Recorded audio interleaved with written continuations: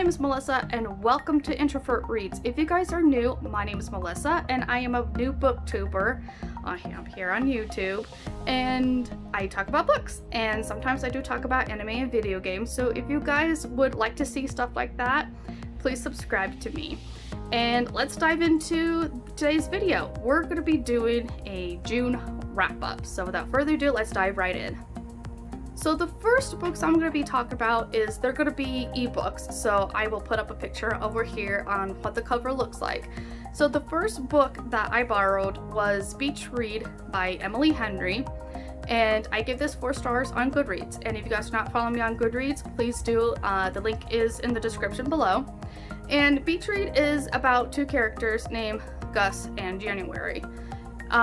In the beginning, it starts off that January's father passes away, and she finds out that he has a house away from, his marriage. The wife does know about this house, and there may have been a fling with a different woman too.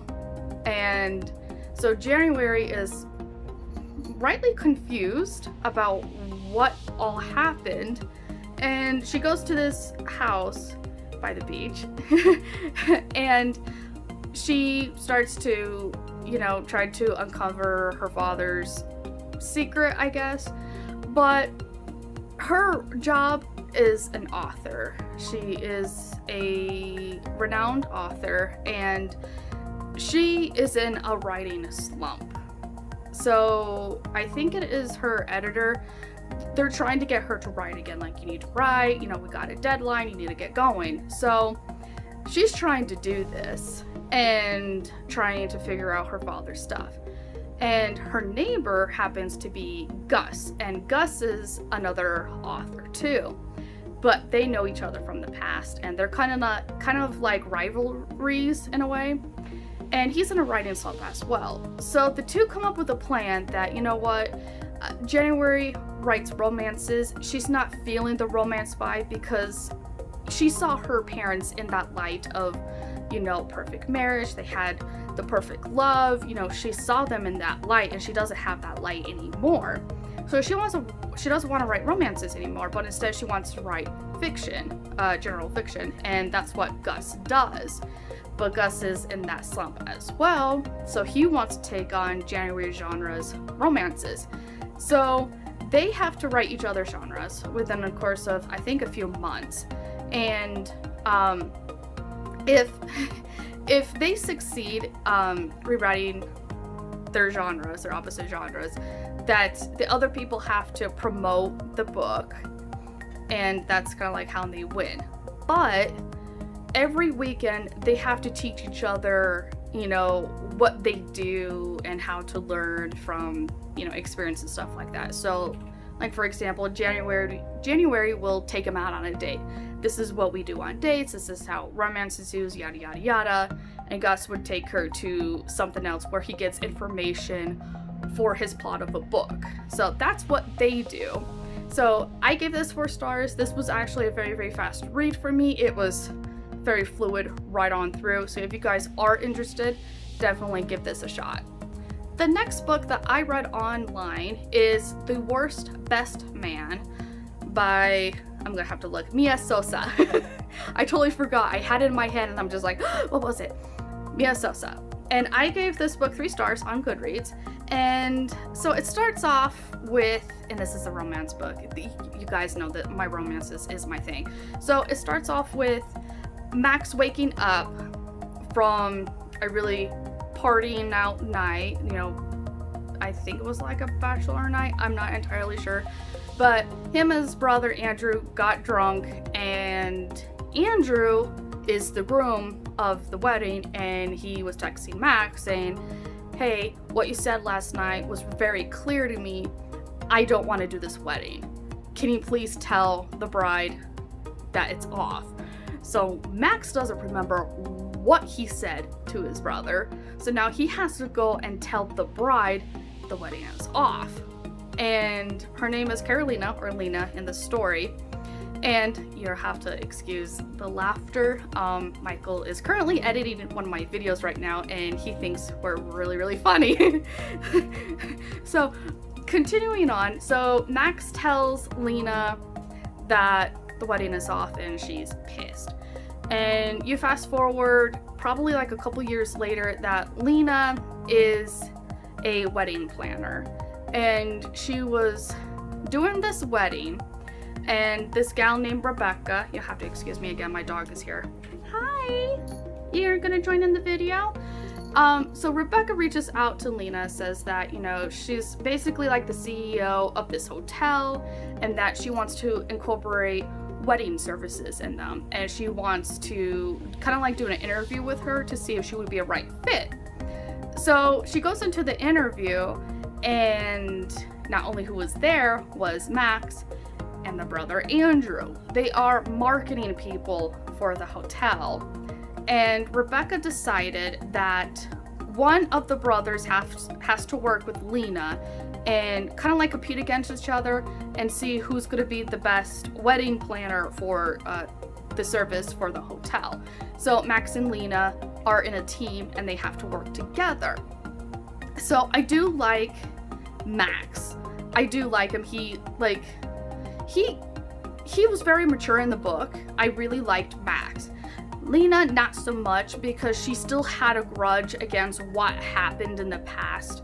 And she figured, well, since like you kind of like came on my doorstep, I'm gonna make your life a little bit of a hell. So she does all these pranks and stuff on him, which I kind of feel like that's immature.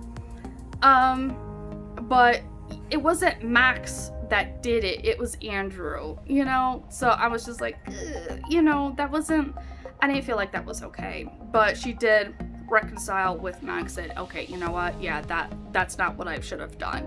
But if you like that sort of thing, you know, go ahead, read it.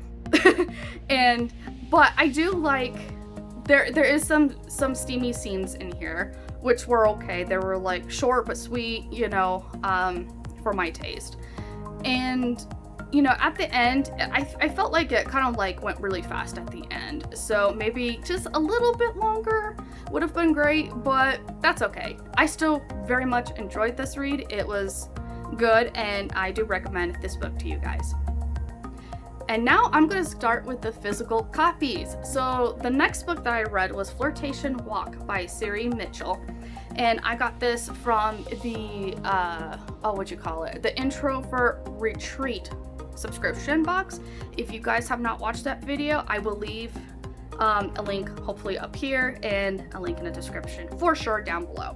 So I got this in the book, or the book box, and this is a historical romance. It is about Lucinda, and she gets this note that her father passed away, and her father is a con man. And so she decides to go to her mother's side of the family and just tries to like weasel her into the family.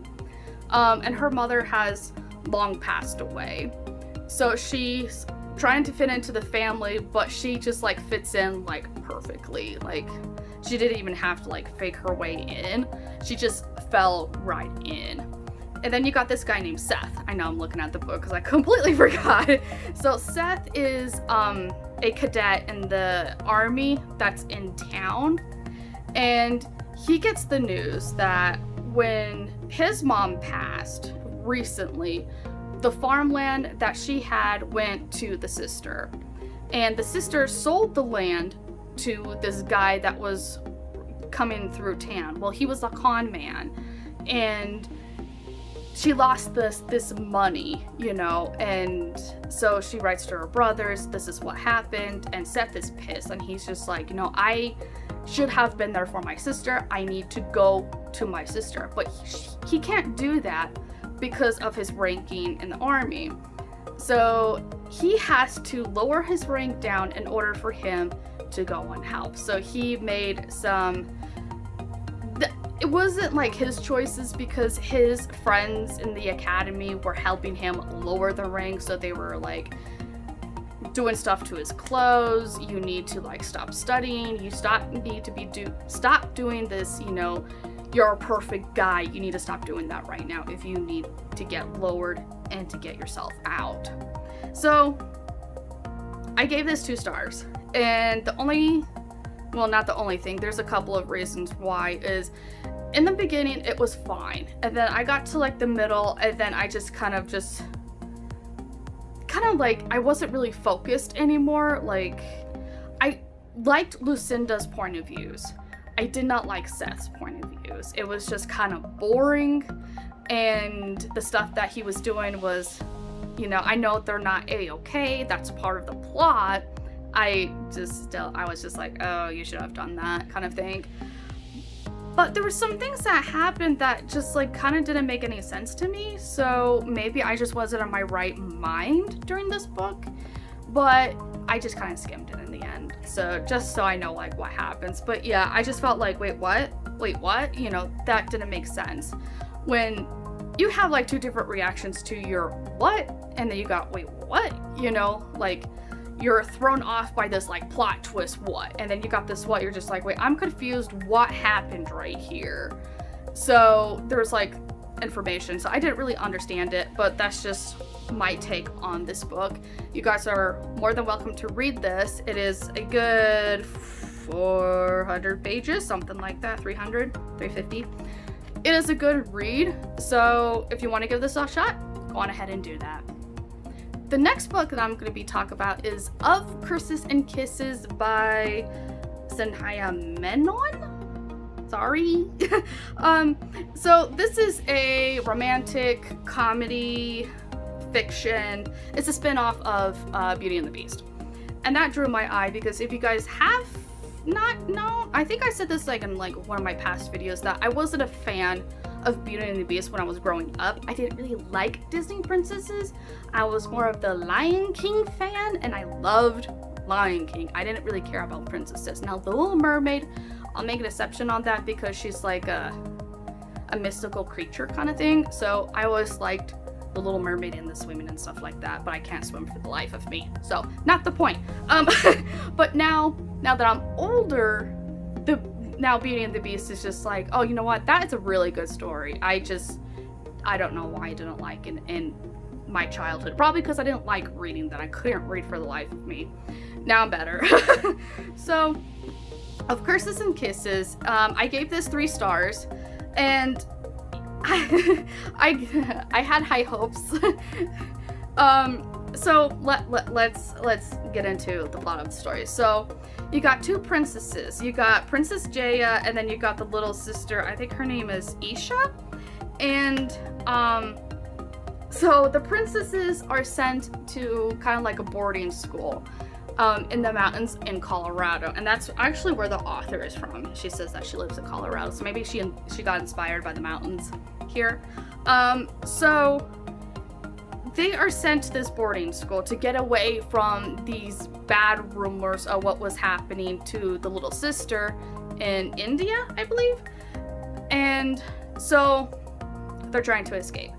And Gray, which is the guy on here, there is a family dilemma between the princess's family and his family. So way back years ago, great grandparents, the Grays stole, well, it's not the Grays, actually, that's not his last name, but I'm just gonna call him that. So his Gray's family stole a ruby from Jaya's family. And they said, like, you know, we're obligated to keep this ruby, yada yada yada, in your face. And Jaya's grandmother, great grandmother, said a curse that one day the Gray's bloodline will end. So they believed in this curse for so many years. And now, in present time, Gray, the dude, believes that this curse is real. So Jaya, I'm sorry, I'm pausing. So Jaya realizes that Gray is in the school. And she devises up a plan that, you know what, I'm going to woo Gray and make him fall in love with me, and then I'm going to break his heart. But she actually falls in love with him too. So again, that doesn't, I mean, the plot is good, you know, but I just didn't like the stuff that she was doing in the novel to Gray. That was just like, that seems immature. And actually, Gray called her out on that he said that she was juvenile. And I'm just like, yes. See, Gray and I, we would get along just fine. He is a tall, brooding character, and I love those types of characters so much, with the mysterious past and such like that. So, yeah, some of the stuff that she was doing was very childish, you know? And I think that's probably like the only thing that is, you know, just like, it's not sitting right with me, was probably the stuff that was happening in here. And there's also some other things with the plot as well, but I can't tell you because that would be spoiling. So give this a shot. I do love the cover of this book, and I do believe this is going to be a series. So there is going to be another book from one of the students in here, I believe, that will be coming out soon. So I am still going to give the series a shot, and I recommend that you guys to give this book a shot as well. And the last book that I read for June is the Happily Ever After playlist, the Happy Ever After playlist, sorry, by Abby Jimenez. And I actually did a solo video on this, just reviewing this book. So I would recommend you guys check that out if you want a little bit of further detail. So, gonna start this off with a warning. If you guys have not read The Friend Zone by Abby Jimenez, do not finish the video because I am gonna say like spoilers that from the characters from the previous book. So if you guys don't plan on reading, or if you guys do plan on reading that, please stop the video. But if you're okay with just proceeding and just to see how I like this, let's continue.